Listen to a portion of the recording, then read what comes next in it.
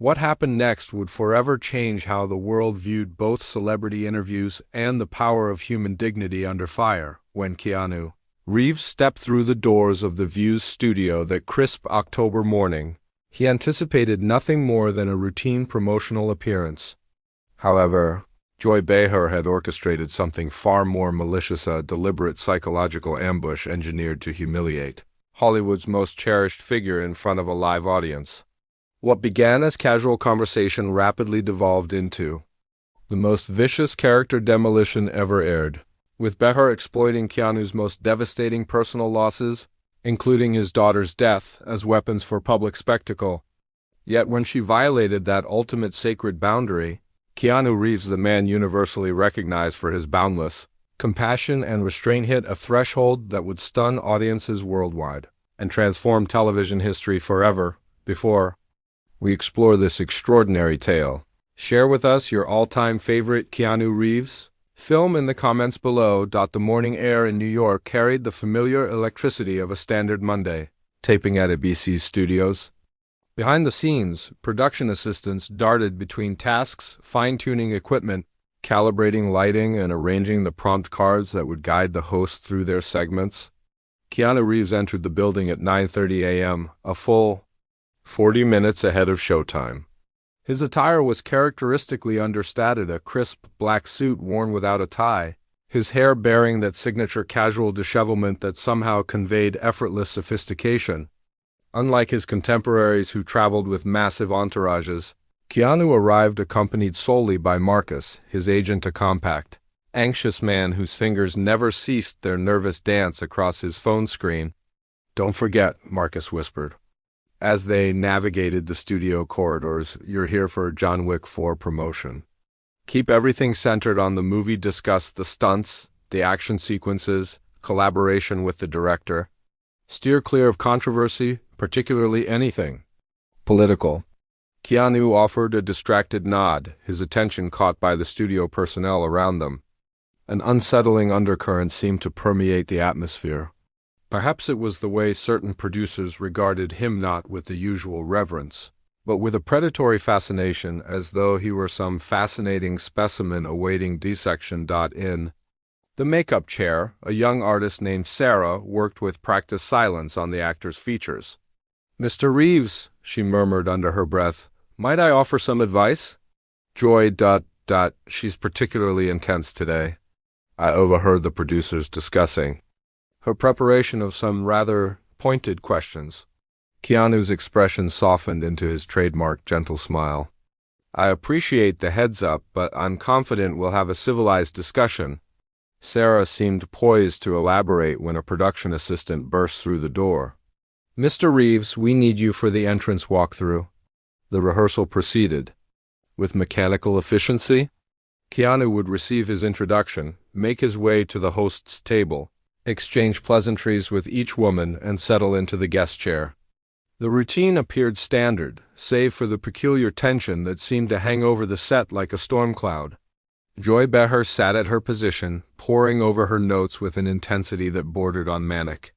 Whoopi Goldberg engaged in hushed conversation with the producers, periodically stealing glances in Keanu's direction. Sunny Hostin and Sarah N. appeared more relaxed, yet an unmistakable strain charged the air. 5 minutes to air. The director announced. Keanu was escorted to the backstage area to await his cue. It was then that he noticed something unusual. Unlike every other talk show appearance throughout his career, he hadn't received any preview of the questions. When he inquired about this oversight, a producer merely shrugged. "Oh, the View operates more spontaneously. The ladies prefer organic conversations, nothing too scripted, you understand?"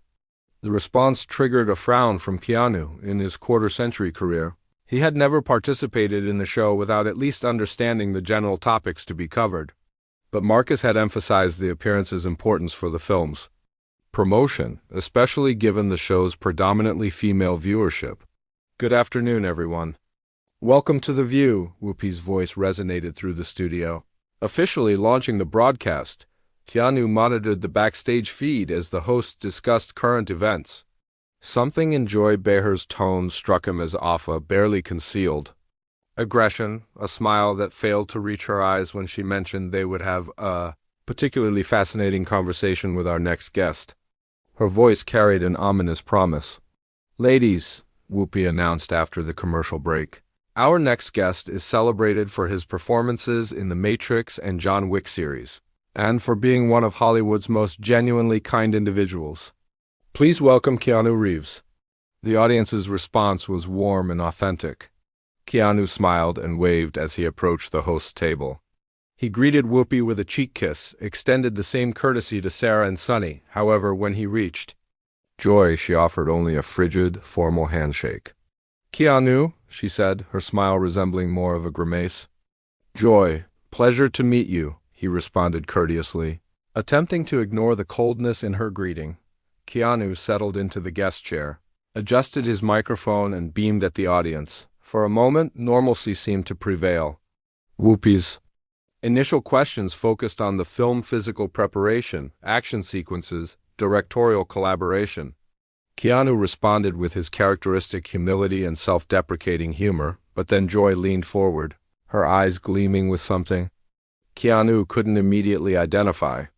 "Keanu," she said, her voice slicing through the air like a blade, "do you consider yourself a politically conscious performer?" The question emerged from nowhere, completely disconnected from their previous discussion. Keanu blinked, caught off guard. "Well, I attempt to stay informed like any citizen," he replied carefully. Joy smiled, and something predatory lurked within that expression. "Interesting, because many would argue that artists like you exist in a privilege bubble, completely detached from the reality most Americans experience." The studio fell silent. Whoopi glanced at Joy with evident surprise. Clearly, this line of questioning hadn't been predetermined. Keanu maintained his composure, though something shifted in his eyes. "I wouldn't claim to know if I live in a bubble. I simply try to treat everyone with respect and kindness, regardless of their circumstances." "What a diplomatically correct response," Joy laughed, though no humor accompanied the sound. "But the truth is, you Hollywood celebrities earn billions, while ordinary people struggle to pay their bills. Then you appear here speaking about kindness." The studio's atmosphere transformed dramatically.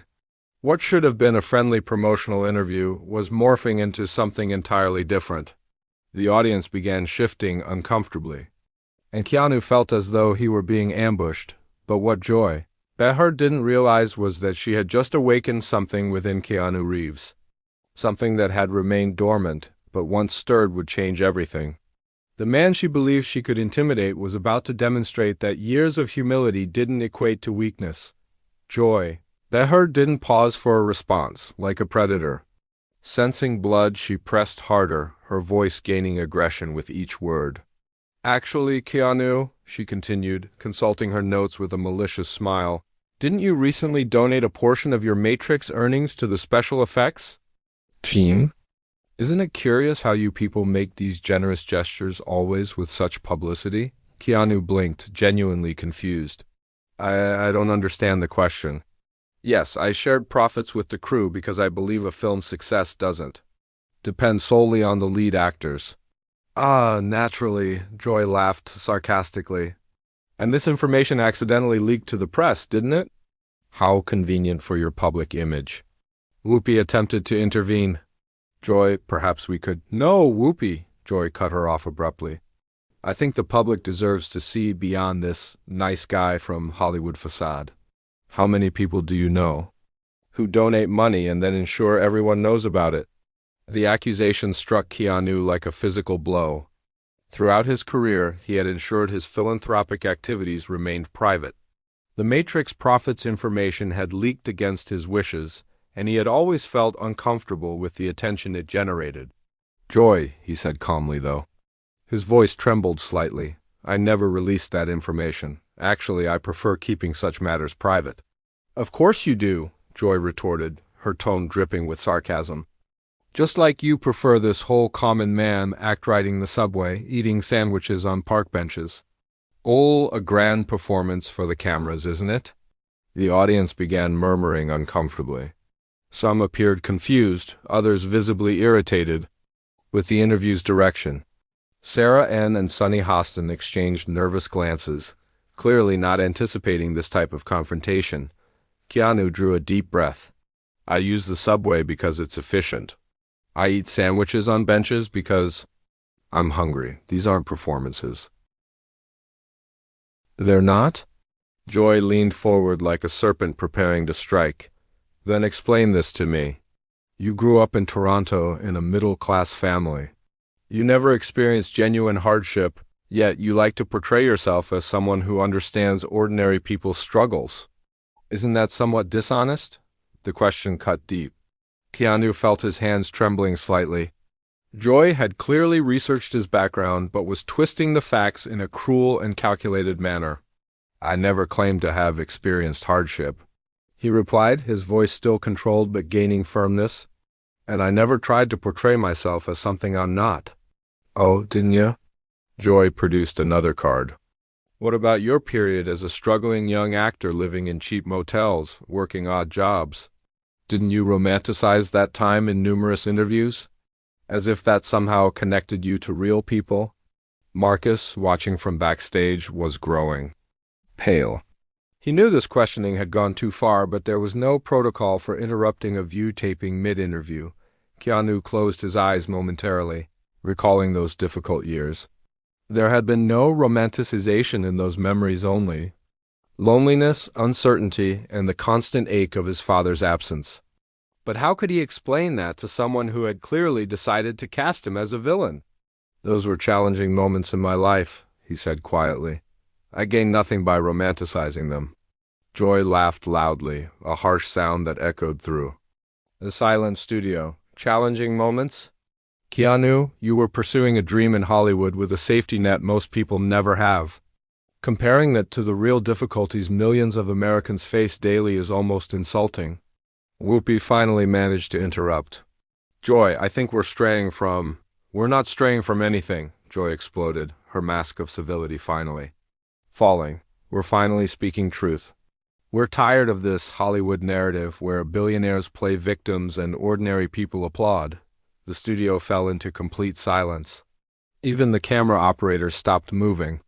Joy had crossed a line that shouldn't have been crossed, transforming an interview into a public personal attack. Keanu looked around the studio, at the other hosts who seemed mortified, at the audience that was visibly uncomfortable, at the cameras capturing every moment of his humiliation. For an instant, he saw himself as a caged animal being provoked for mass entertainment. I understand that you may have issues with Hollywood in general, he said, his voice low but clear, but I don't understand why this became a personal attack. Joy smiled triumphantly. Because it's time for someone to ask the hard questions. Enough of treating celebrities like saints just because they donate a fraction of their obscene wealth. At that moment, something changed in Keanu's expression. The kindness remained, but something new emerged, a quiet strength that hadn't been present before. Joy had gotten what she wanted, a reaction, but she wasn't prepared for the type of reaction she was about to receive. The man sitting in that chair was no longer just a polite guest attempting to promote his film. He was someone who had been pushed too far and was about to push back. And when Keanu Reeves decides to defend himself, the world stops and pays attention. Joy Behar was clearly intoxicated by the moment's power. Sensing that she had managed to rattle Keanu, she decided to apply more pressure, like a boxer sensing their opponent wavering. Let's discuss something that truly matters, she said dramatically, shuffling through her cards. Your charity foundation. Do you know how much it actually allocates to causes versus administrative costs? Because I have some figures here that might surprise our viewers. Keanu felt his blood turn to ice. His foundation had been created to support cancer research and assist children in need, deeply personal causes due to the losses he had endured. Attacking this was like attacking the memory of people he loved. My foundation is independently audited, he replied, his voice tense. All figures are public. Are they really? Joy smiled cruelly. Because according to this information, a significant percentage goes to operational costs. Interesting definition of charity, don't you think? Sonny Hostin finally tried to intervene. Joy, maybe we should... Let me finish, Sonny, Joy exploded, turning to her colleague with fury in her eyes. Why do you always protect these people? It's exactly this kind of complacency that allows Hollywood to keep deceiving the public. The audience was visibly uncomfortable now. Some people began exchanging glances. Others retrieved their phones. It was obvious that something had spiraled completely out of control. Joy turned her attention back to Keanu, who sat in silence, his hands clenched into fists on his knees. "And let's discuss your personal life," she continued, her voice gaining an even more venomous tone. "You've had some relationships that ended tragically. Don't you find it strange that tragedies always seem to follow you? A rational person might wonder if there's a pattern there." The studio fell into absolute silence. Joy had just insinuated something horrible about Keanu's daughter's death and other tragic events in his life. It was a line that no one, not even sensationalist television, should cross. Whoopi stood up abruptly. "That's enough, Joy." "Sit down, Whoopi," Joy screamed. "Someone needs to ask these questions. Someone needs to stop treating these Hollywood parasites like they're gods." Keanu was trembling now, not with fear, but with a rage he had kept buried for decades. His eyes, normally gentle and warm, were hard as stones. "Joy," he said, his voice low but loaded with an intensity that made everyone in the studio pay attention. "You can question my career, my money, my choices, but you will not talk about my daughter." The implicit threat in his voice was unmistakable. For a moment, even Joy hesitated, but only for a moment. Now we're getting to the real Keanu," she laughed, but there was a note of nervousness in her laughter. "The mask is falling. Where's all that Zen philosophy when someone touches the sensitive spots?" "Enough," Whoopi shouted, but Joy ignored her completely. "You want to know what I think?" Joy continued, her voice rising to a scream. "I think this whole nice guy persona is a lie. I think you use personal tragedy to gain public sympathy. I think you're as narcissistic and calculating as any other Hollywood fool." The audience gasped collectively. Some people stood up, clearly shocked. Backstage, producers ran frantically, trying to decide whether they should cut to commercial.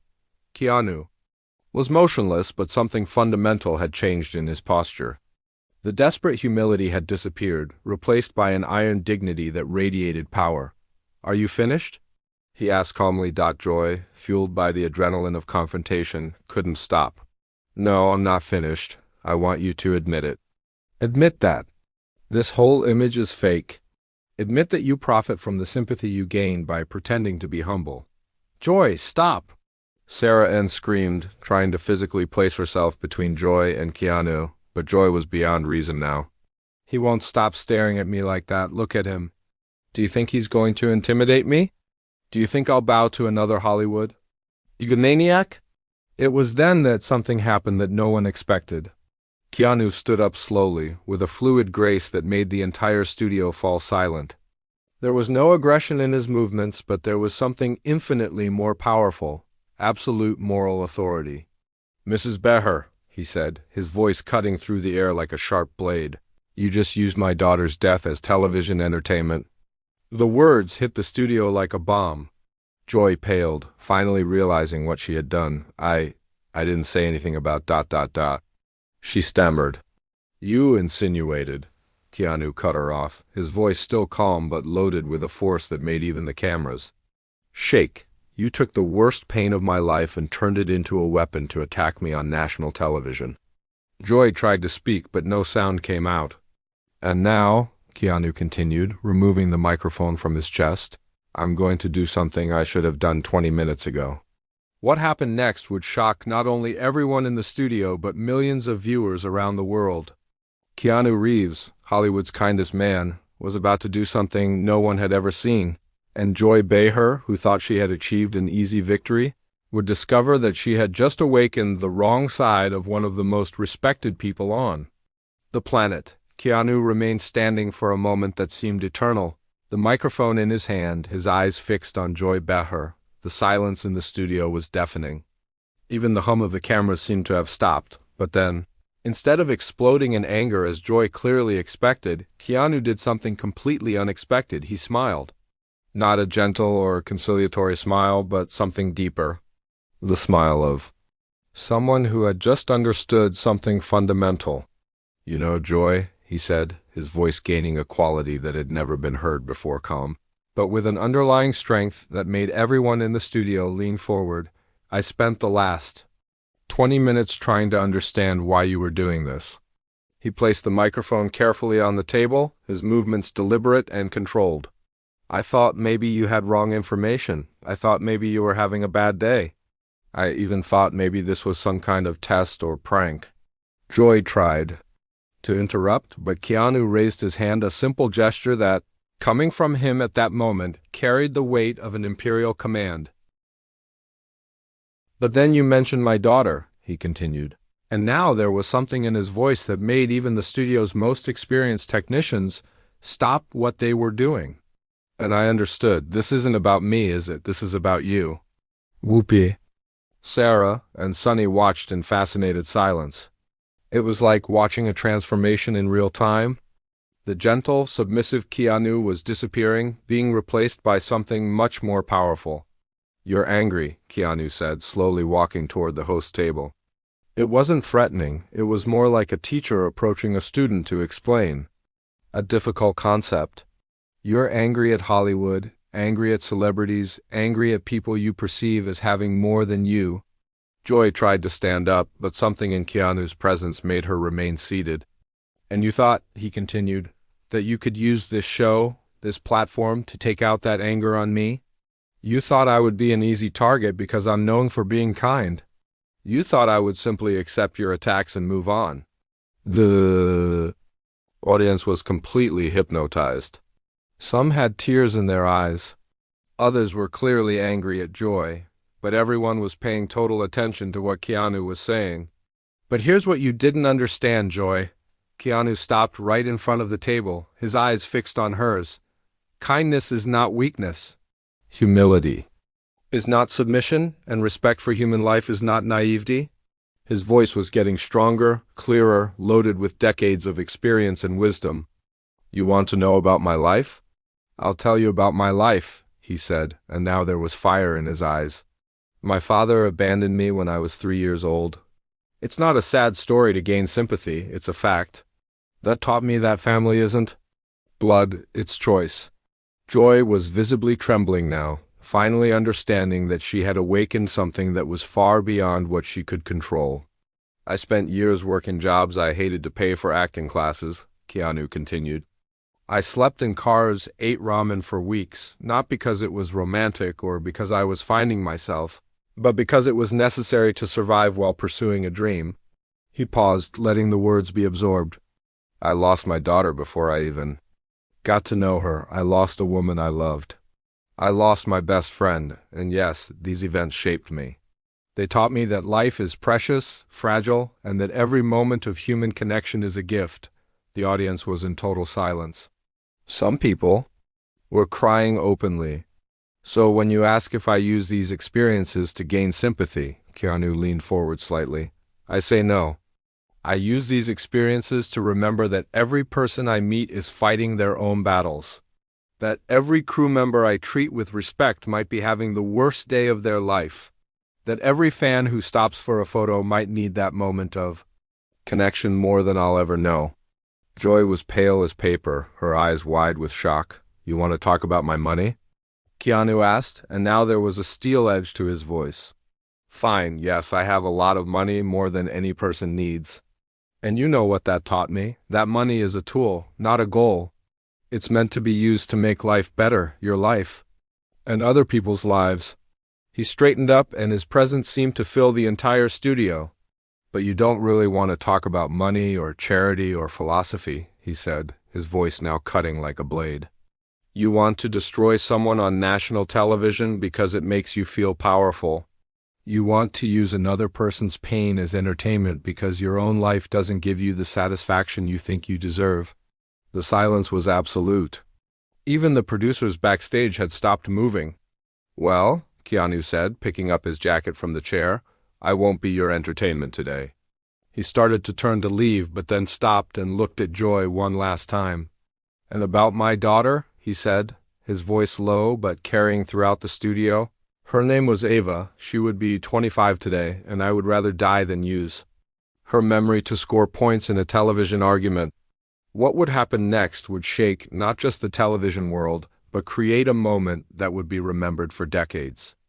Keanu Reeves was about to do something no one expected, and Joy Behar would discover that she had messed with the wrong person on the wrong day.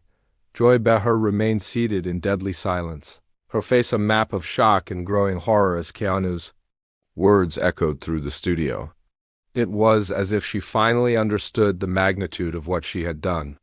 She hadn't just attacked a gentle man, she had desecrated the memory of a dead child on national television. Keanu, she began, her voice coming out as a desperate whisper. No, Keanu cut her off, raising his hand. There was something different about him now, an authority that came from such a deep place. It seemed to radiate physical power. You had 20 minutes to talk, now it's my turn. He turned to face not just Joy, but the cameras, the audience, and by extension, millions of viewers watching at home. Ladies and gentlemen, he said, his voice clear and strong, you just witnessed something I hope you never have to see again. You saw how someone can use a communication platform to psychologically torture another person for entertainment. The audience was completely silent, hanging on every word. But you're also going to witness something else, Keanu continued, walking slowly to the center of the stage. You're going to see how a human being responds when pushed beyond their limits. Joy tried to get up from her chair, but her legs were shaking so much she sank back into the seat. Mrs. Behar? Keanu turned to her. You made some accusations today. You said I'm fake? That my kindness is a performance? That I use personal tragedy to gain sympathy? Well, I'm going to give you the chance to prove your theories. He pulled his phone from his pocket, a simple gesture that in that context seemed loaded with ominous meaning. This is my foundation's number, he said, showing the phone screen to the main camera. Anyone can call and request a complete audit of how every penny is spent. You want transparency? Here's your transparency. Joy was now visibly sweating, understanding that Keanu had completely turned the tables. And about my publicity stunts. Keanu continued. Let me clarify something for all of you. In the last 10 years, I've donated approximately 70% of my earnings, not 70% of profits, 70% of the total. Do you know this? No, because I specifically pay people to ensure this never becomes news. The audience gasped collectively. Several phones came out. People began recording. You want to talk about my performances? Keanu's voice was gaining strength, becoming more commanding with each word. Let me tell you about a real performance. The performance is pretending that money means anything when you've lost everyone you loved. The performance is smiling for cameras when you'd rather disappear. The performance is being grateful for success when success couldn't save the people who mattered most. He took a step closer to Joy, who was now shrinking in her chair. But you know what's not a performance, Joy? His voice dropped to almost a whisper, but it carried through the entire studio. Treating people with dignity, respecting others, pain, understanding that behind every face is a story you don't know. Joy tried to speak, but Keanu wasn't finished. You mentioned my bubble of privilege, he continued, his voice gaining intensity again. Let me tell you about my bubble. My bubble includes visiting children's hospitals where kids are dying of cancer, not for cameras, not for publicity, but because I know what it's like to lose someone too young. My bubble includes paying for strangers' medical bills, funding, cancer research, supporting families who've lost everything. The studio was completely transfixed. Even the cameramen had stopped moving. My bubble includes remembering every crew member's name on every set, because I remember what it felt like to be invisible. My bubble includes giving away motorcycles, cars, and houses to people who've helped me, because things are just things when you've learned what really matters. Keanu's voice was now filling the entire space, not through volume, but through sheer force of conviction. But here's what really gets to me, Joy, he said, and now there was steel in his voice that could cut glass. You took my daughter's death, the most sacred, painful thing in my life, and you turned it into a weapon. You used a dead child to try to hurt me on television? The silence was so complete it seemed to have physical weight. Ava died before I could hold her, Keanu continued, his voice breaking slightly for the first time. Before I could tell her I loved her, before I could teach her to ride a bike or help her with homework or walk her down an aisle, and you used that as ammunition in your little TV war. Joy was crying now, finally understanding the full scope of her cruelty. So here's what's going to happen, Keanu said, straightening to his full height. I'm going to leave. I'm going to walk out that door, and I'm never coming back to this show. But before I go, I want everyone watching to understand something. He turned to address the cameras directly. This woman, he pointed at Joy without looking at her, represents everything that's wrong with our culture. The need to tear down, to destroy, to use pain as entertainment. She represents the worst of humanity. His voice rose to its full power. But you know what? Tomorrow she wake up and still be the person who attacked a grieving father on national television. She live with that forever. And me? I'll wake up and continue being someone who believes people can be better, who believes in kindness, in respect, in treating others the way you'd want to be treated. Keanu moved toward the exit but turned back one final time. The difference between us, Joy, is that I use my pain to help others heal. You use your pain to hurt people. And everyone watching this will remember which kind of person they want to be. What happened next would create a moment that would be replayed millions of times, shared across every social media platform, and become a defining moment in television history. Keanu Reeves was about to make an exit that would be remembered forever, and Joy Behar would learn that some battles, once started, destroy the person who begins them. The studio doors closed behind Keanu Reeves with a finality that seemed to echo through the entire building. What remained was a scene of complete devastation, not physical, but emotional and spiritual. The View had just witnessed something that would redefine television forever. Joy Behar remained in her chair, her body racked with sobs that seemed to come from the deepest part of her soul. The woman who had entered the studio that morning confident in her ability to tear down a Hollywood star was now facing the ruins of her own character, broadcast live to millions. Joy, Whoopi said softly, reaching across the table. Her voice carried none of its usual warmth, just professional obligation, mixed with personal disappointment. You need to... I know what I need to do. Joy choked out through her tears. I need to disappear. I need to crawl into a hole and never come out. The audience was still in chaos. Security guards were trying to manage people who were either crying, shouting, or frantically posting on social media. The hashtag Keanu vs. Joy was already trending worldwide. But the early posts weren't debates, they were universal condemnation of what Joy had done. Sarah N. was the first to find words that mattered. In 20 years of television, she said, her voice shaking, I have never seen anything like this. Joy, you didn't just attack a guest, you attacked a grieving father. You used a dead child as ammunition. I know, Joy screamed, finally looking up. Her makeup was completely destroyed, her carefully styled hair disheveled. Don't you think I know? Don't you think I realize what I've done? Sonny Hostin leaned forward. Then why? Why did you do it? What could possibly justify what we all just witnessed? Joy's answer came out as a broken whisper. Because I'm miserable. Because I hate what I've become. Because when I see someone like him, someone genuinely good, it makes me confront how ugly I am inside. The admission hung in the air like a toxic cloud. The cameras were still rolling, capturing every moment of this unprecedented breakdown.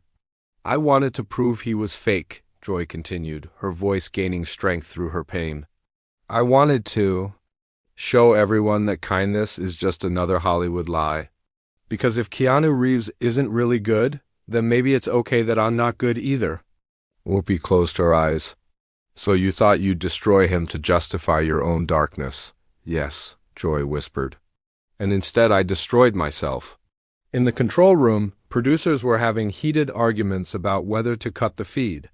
This was, unlike anything in television history, a complete psychological breakdown happening in real time, with moral implications that went far beyond entertainment.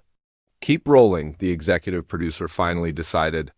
The world needs to see this, all of it. Meanwhile, outside the studio, Keanu sat in his car with Marcus, who was frantically fielding calls from publicists, lawyers, and reporters, but Keanu wasn't paying attention to any of it. He was staring out the window, processing what had just happened. "Keanu," Marcus said urgently, "TMZ is calling. CNN wants a statement. Ellen's people are offering you a full hour to tell your side. Everyone wants to know what you're going to do next." Keanu was quiet for a long moment. Then he asked, "Do you think she meant it?" "What?" "Joy, do you think she meant what she said about being miserable and hating herself?" Marcus stared at his client in disbelief. "Keanu, she just destroyed you on national television. She used Ava's death as a weapon. And you're worried about whether she's okay?" "That's exactly why I'm worried about her," Keanu replied softly. Hurt people, Marcus. And someone that cruel, that desperate to tear down another person, ... She must be in incredible pain. Back in the studio, the show was limping toward an impossible conclusion. How do you end a program that had just witnessed a complete moral collapse? Whoopi tried to regain control. "Ladies and gentlemen, what you've witnessed today, ... she began, but her voice trailed off. There were no words for what had happened. Joy suddenly stood up, her legs shaky but her voice finding strength. "I need to say something," she announced to the cameras. "Not to save face, not to protect my career, but because it needs to be said." The studio fell silent. "Keanu Reeves is everything I pretended he wasn't," Joy said, looking directly into the camera. "He's genuinely kind, genuinely humble, genuinely good. And I attacked him because his goodness made me confront my own darkness." Her voice was growing stronger, clearer. "I used the death of his daughter, a man who has suffered more loss than anyone should ever have to bear, as entertainment. I turned his pain into my weapon. And in doing so, I revealed exactly who I am when given the power to hurt someone without consequences." The audience was completely silent now, mesmerized by this unprecedented confession.